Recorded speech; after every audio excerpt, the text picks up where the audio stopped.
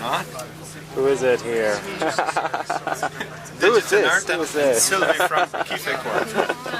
Hi. Hi. Oh, I'm waiting for the Sumatra launch. Crowds.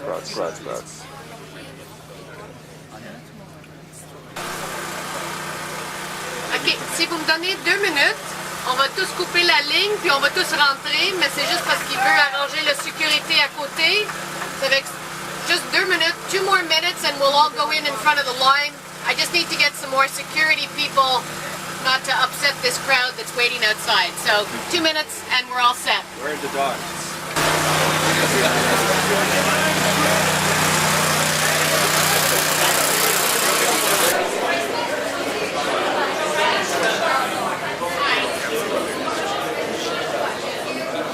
You guys have your bracelets?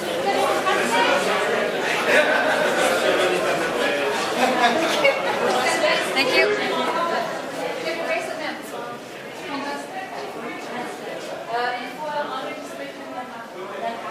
Hello. Good evening. Good evening.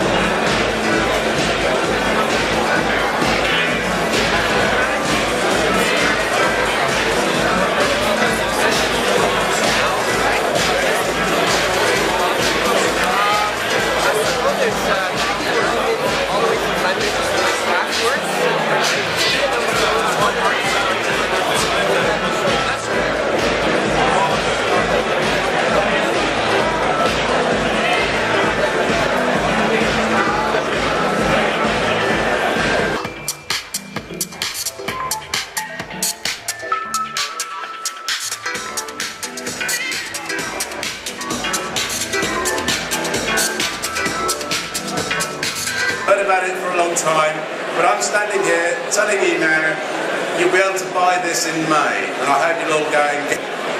The last people who are going to come on and talk to you, one of the very interesting things about this whole process is people have been so psyched about using Softimage XSI that they've actually been using it in real production situations even though it's still in beta testing. The two guys that are going to come on now, Greg and Steve from Genimation, have actually produced real work in Softimage XSI, and I'd like you to welcome them onto the stage.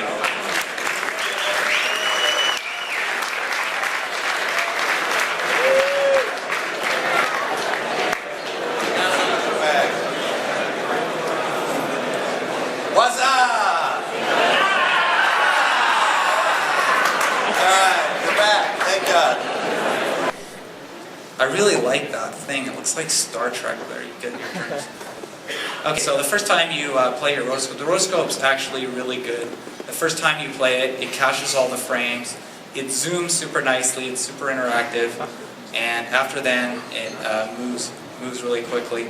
The other thing that's really great is interactive rendering over top of a rotoscope view.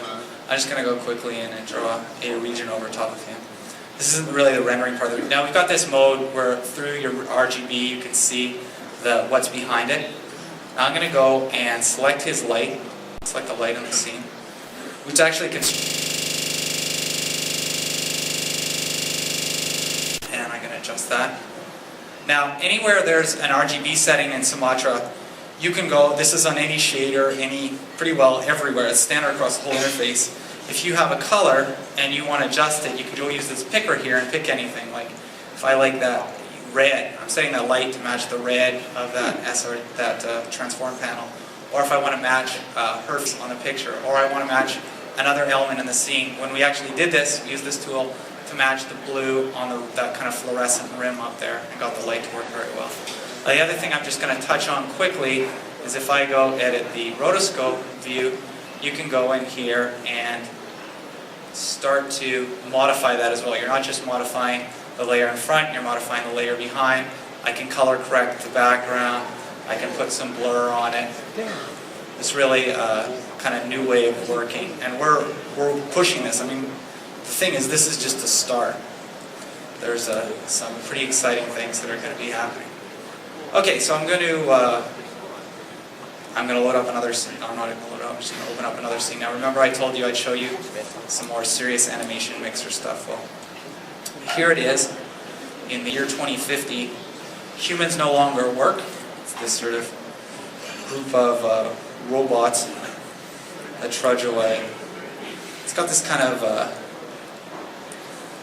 I don't know what, communist propaganda from the 20s. We will carry our lunchbox and enjoy ourselves. Okay, so I'm going to just show you some things that are going on here. First of all, these are all basically the club body. So if I go show, turn off their geometry, you can see they're all sitting there marching together. They're also all in their own model, and they all have their own animation mixer. So if I go pull up the animation mixer for one of them here, you can see I'll update it. And there's one clip there called Standard Walk, Little Walk Cycle. And we're going to update a bunch of other clips on it. So the point here, I'm not going to go too much into scripting or say much about it other than it's really cool and powerful and I spent a lot of time doing it. But the point I want to make is that everything in the mixer is scripted and there's all kinds of, you can really start to push it to the next level. So if I load, see I load this piece here, you see everything's being logged that I'm doing in the mixer. You basically read the log and you can pretty quickly set up some controls to manipulate a bunch of characters at the same time. So I'm going to add some clips here. I'm going to add one that's swaying the back and one that's a stomp walk. This is going across all the characters simultaneously. Now if I pick up one of them, say this red one right here, and get this adjust bots thing going, what it does is sets up a slider that's driving the mix weight of that piece. So watch as I slide this stomp weight up, you see, I did the right character, I don't think I did. You can see it's driving the mix weight on the mixer. So there, we set it up, and he's doing a real chunky kind of walk compared to the rest of these. He's really lifting his knees up as he's moving forward. I can select a bunch of them too. I can also do this in multi. Select this character here, this one over here, and I'm going to pull that up, the adjustment, it just disconnects the other two and hooks up these two. And I'm going to increase their sway. I'm not going to do a stomp. I'm going to have them sway from back and forth, so you see their shoulders spinning around here. I'll just zoom over. They're kind of twisting from side to side. Now the next, you can use this to sort of switch between them. The next thing I'm going to do is go and scale some of those clips. Say I select this one, I want them to go much faster. It's just going in, I'll change it to 1.6. You can see he's really hammering away there. This guy is going in slow motion. I'm going to scale the clips to 0.6 this time, and he's really okay. Next thing I'm going to show is I worked on support for a year, and this is I talked to a lot of people calling and asking for this kind of thing, and the way this works is it's going to take the character moving forward and figure out the motion for it to move based on the walk cycle. Got a little script there that does that. What it's doing is plotting the motion and then calculating the forward motion, calculating the movement on it for that. And if I play it again, you can see he's moving forward. Now you see he moves forward and pops back. Well, the reason that is there's actually a single clip there that's making him move forward if you move down here. Now remember all the stuff we showed in the mixer that was doing the offset map? Well, we can use that as well to set an expression based on the what number it's on. It's whether it's cycled once or twice or 3 times, and hook that up. And now he walks forward as far as he moves. So I'm going to zoom out for a second, and you can see he continues to walk forward as he pulls out of here.